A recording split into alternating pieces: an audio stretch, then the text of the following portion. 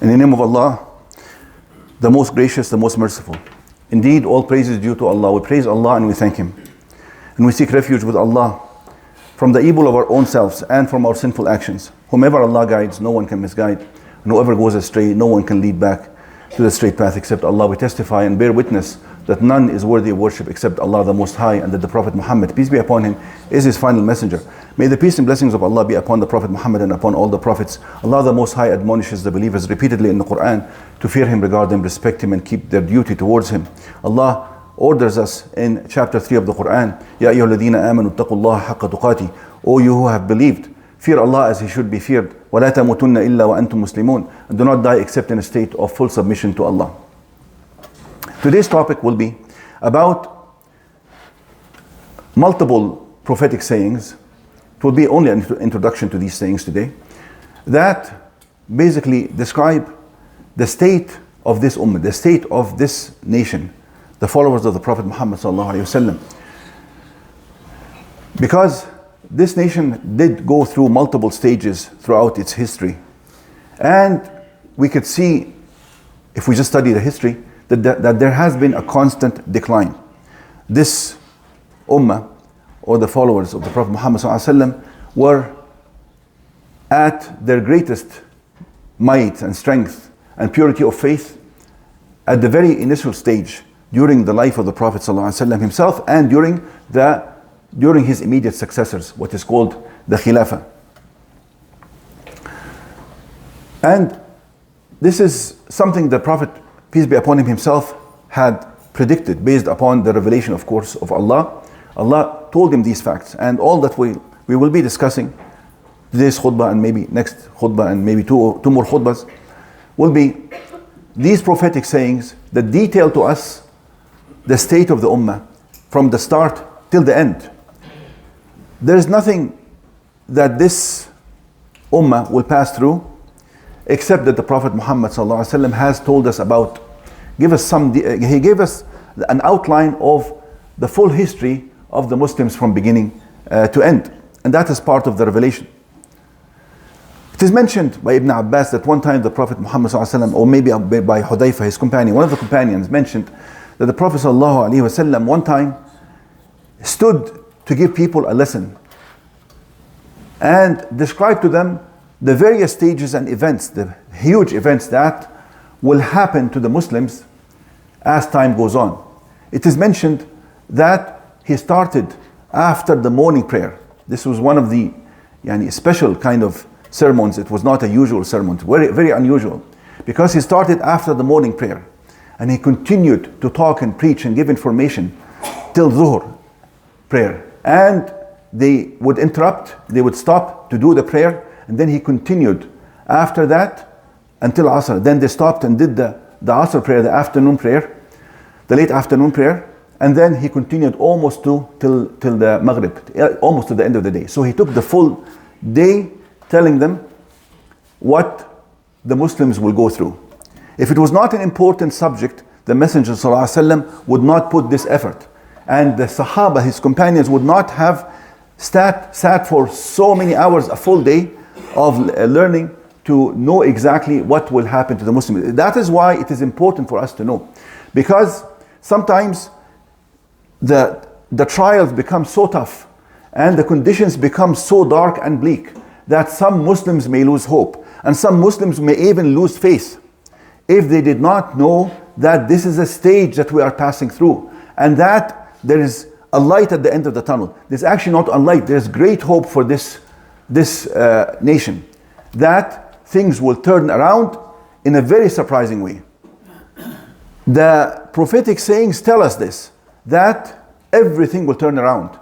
And this could be very soon, by the way, because we are now in the stage before the last, as I will recite to you from the sayings of the Prophet. Before I recite to you this prophetic saying, which will be explained today, I would like to mention another saying before it, which is when the Prophet, peace be upon him, said to us and taught his companions, he says that the greatest age for the Muslims will be during the initial stage of the history of this nation, meaning during his life and the life of his immediate successors. But he says towards the end of time, this nation will go through so many trials and tribulations that people will start أمور ينكرونها. The people will be in a state of shock as to how much pain and agony and humiliation the Muslims are going through. This is basically the stage we are living today. فتن يرقق بعضها بعضا. It only gets worse and worse and worse. يرقق بعضها بعضا. Only when you think things have reached the bottom in terms of evil, in terms of killing, in terms of humiliation, in terms of stealing land, in terms of defeat, you find and you go into another stage which is even worse, making you wish for the previous stage to come back. Wallahi, this is what we're going through. When we used to see in Palestine a child killed here or there, and it used to be in the news. If you remember the child Muhammad al-Durrah, people remember his story, when he was being fired at and his father was trying to protect him. This was maybe 15 or 20 years ago. And the whole world was speaking about this child and how he was killed, how he was sniped. Now we have tens of thousands of children killed in record time, like no war before. Isn't that right? فتن يرقق بعضها بعضا. Nowadays people would wish, can we go back to that old age where such disasters would be far and few and far apart? So this is what we are living today. It is getting darker and darker, but we don't lose hope because we know what is coming next. We know for sure because, first of all, we have firm belief in the Book of Allah and the sayings of the Prophet Muhammad, peace be upon him. And if we did not have that kind of belief, we would not be Muslims. Number two, the Prophet Muhammad, peace be upon him, already told us about the stages. He foretold all these stages. And when you see that all these stages have taken place just like he told, then you know that the following stage will come naturally. He was truthful in the previous stages in a way that can never be predicted just by analyzing the current state. It can only be from revelation. So you know the information he's giving us is from revelation. وَمَا يَنْطِقُ عَنِ الْهَوَى. He does not speak out of his own accord. إِنْ هُوَ إِلَّا وَحْيٌ يُوحَى. You will know for sure that it is nothing but a revelation given by Allah. وَمَنْ أَصْدَقُ مِنَ اللَّهِ قِيلًا. And who is more truthful than Allah? Allah is in control of everything anyhow.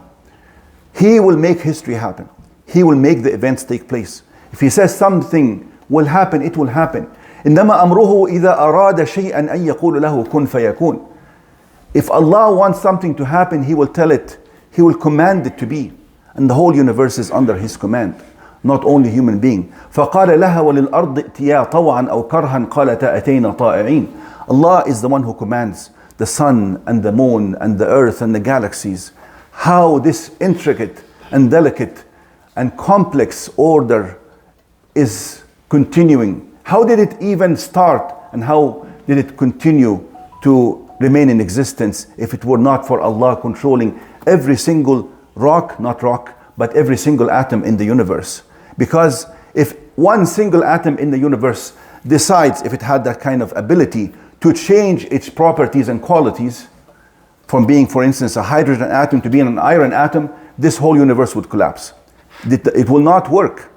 So Allah is in control of every single atom, subatomic particle. Everything in existence is in His hand. له مقاليد السماوات الأرض. All the controls of the heavens and earth. Maqalid means, the maqalid is when you control a horse or a camel and you're holding it and you're telling it right or left. This is the maqalid. When you're holding the steering wheel, that is also one of the maqalid. Allah has the controls and gauges and the switches of the heavens and the earth. I will recite this hadith and I will conclude with that. We only have 5 more minutes to go. So let me read the prophetic saying and translate it to you. Actually, I will go into translation immediately just to save some time because we already read it in Arabic. The messenger, peace be upon him, as narrated by his companion An-Nu'man ibn Bashir, he says, prophethood will remain amongst you for as long as Allah wills. Then Allah will lift it, means it will end. And that happened. Prophet Muhammad, peace be upon him, lived amongst the people for 23 years, and he taught the people for that period of time. And then he says, after that, there will come successors, khilafah. Khilafah means somebody who succeeds another person and follows his footsteps. The same, he applies the same laws and the same way of life. He says, khilafah will come ala minhaj nubuwwah, according to the same way that I laid down for you, and they will continue like that for as long as Allah wills. Then Allah will lift it. And this is the period of the khilafah that lasted for 4 rulers, Abu Bakr, Umar, wa Uthman, wa Ali, radiallahu anhum ajma'in. It lasted for about 30 years. ثم يكون ملكا عاضا. Then after that, it will become in the form of kingdomship. Kings will come after that. It will not be by the choice of the people, but a certain ruling family will take control of the matters, and it will just inherit, give the control from father to son to cousin to brother and so on. This is exactly what happened from the beginning of Ad-Dawla al-Umayyah. The Umayyad state, starting with Muawiyah ibn Abi Sufyan, may Allah be pleased with him and be pleased with all the Sahaba. We don't make a distinction between the Sahaba. This is the manhaj, this is the way of the people of Sunnah. People who want to enter Jannah have to be very respectful with the Sahaba, regardless of whatever. They are human beings eventually, and there could be right and could be wrong, but that's not my problem or your problem. We have to take care of our problem, and we are commanded to be respectful to our predecessors, because these are the people whom Allah chose to be living with His Prophet, peace be upon him. You know, it is a privilege that only a few people had throughout history, to live with the Prophet, to learn from him, to deliver his message, to attain the barakah of just seeing him, to attain the barakah of hearing his voice. This is something that we have to honor, and anyone who belittles the Sahaba or says anything evil about them, you have to know that he is not obedient to Allah, that he is only acquiring the wrath of Allah, and he could not be on the straight path. Impossible. Every nation in this world, every religion, they would sacrifice anything just to know something about the people who lived with their prophets. And they can't, because all this is lost history. The only history of any prophet that is preserved in all detail is the Prophet Muhammad, peace be upon him. Nothing, no matter how much they dig in the earth to look for manuscripts, they cannot go back and know exactly what happened during the lives of their prophets. This is a fact. It's not some claim I'm making. This is a fact that the historians have a consensus and agreement about. But anyhow, I don't want to diverge away from this matter. He says the Khilafah according to the way of the Prophet Muhammad, peace be upon him, and then after that there will come Mulk Ad. Ad in Arabic means to bite. They bite on the authority, and they never let it go. It stays in the same family for so long. And this is the reality. It stayed in Umayyad family for over 100 years, in the Abbasid family for over 200 years, Ottoman family maybe for 500, 600 years. Anyhow, if collectively look at all these years, you're looking at 1,255 years of Mulk Ad, continued kingdom, the kingdomship of Umayyad, Abbasid, and then the Ottoman Empire, which ended officially in 1924. We are witnessing a stage in history that is almost unprecedented, and that is what we will be discussing in the next few weeks. What is happening over the past 100 years, our fathers or grandfathers have witnessed, and we are witnessing and will witness, are sudden shifts and changes that never occurred before in history. If you look at the change, the technological revolution, the changes that happen in communication, the changes that happen in weaponry, how much now one country can destroy all of humanity with a few nuclear bombs. Was this ever a capability of human beings before? We are witnessing a stage that is pivotal in the history of mankind. Huge changes will happen, huge events will take place. This might happen in your lifetime, or the lifetime or your sons or your grandsons. And then he says, after this, these families that control the Muslim land and leave the authority in their own families, something, a shift will happen. This is what we witnessed around 1924, mulkan jabriyan. Authoritarian regimes come. They come with a military revolution or military coup, and they take control. And this is what we'll be discussing in more detail in the coming khutbah, because this is what we're living today. Jabr means to force each ruler and each military party that throws the previous military party, they will impose themselves upon the people. We are your rulers. Like it or you don't like it, we are here. If there's any dissent or disagreement, we will take care of you. And this is exactly what we are living. يَتَكَادَمُونَ عَلَيْهَا تَكَادَمُ الْحُمُرِ, as mentioned in another hadith, another narration of the same hadith, that even those people who have the military power, who take control of the Muslim land, whenever another party within the army feels that they can overthrow the previous one, they will do that. They will keep kicking each other off the chair or the throne, one after the other. يَتَكَادَمُونَ عَلَيْهَا تَكَادَمُ الْحُمُرِ, just like donkeys. Prophet Muhammad ﷺ described them like donkeys, who each donkey is kicking the other donkey. You come close to my food or to what I want, I will kick you away. And that is exactly what they're doing to each other. يَتَكَادَمُونَ عَلَيْهَا تَكَادَمُ الْحُمُرِ ثُمَّ يَكُونُ مُلْكًا جَبْرِيًّا يَكُونُ مَا شَاءَ اللَّهُ فِيكُمْ أَنْ يَكُونُ. This will last for a certain period of time. But what did the Prophet ﷺ say? This is what we will end this khutbah with. He says, ثُمَّ تَكُونُ خِلَافًا عَلَى مِنْهَاجِ النُّبُوَّةِ. Then after this stage, after this evil stage that we are living, and I will prove to you that this is the stage we are living in the coming weeks. He says after that, people will go back again to the best and most beautiful ages again. And it cannot be nubuwah, because there's no prophethood after the Prophet Muhammad ﷺ. What is the second most beautiful age for this nation? It is the khilafah. Then it will come a khilafah again, according to this way of the Prophet Muhammad, peace be upon him. This hadith is magnificent. It also shows you that the sunnah of the Prophet Muhammad ﷺ is preserved. Why is that? Because the khilafah, according to the way of the Prophet, will come back again after this stage that we just talked about. We will be talking about next few weeks, inshallah, God willing. قولوا قولي هذا واستغفر الله عز وجل لي ولكم. We'll make an invocation.